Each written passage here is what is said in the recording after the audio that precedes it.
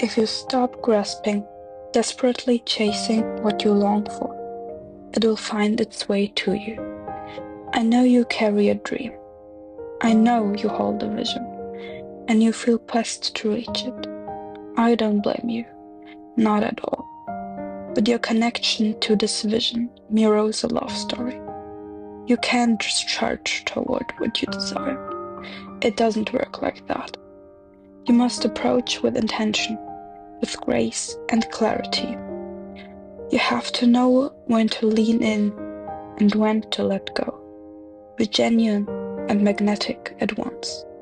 It's a give and a take, a gentle dance with its own rhythm until both sides move as one.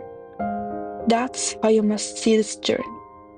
And trust me, you'll fall in love.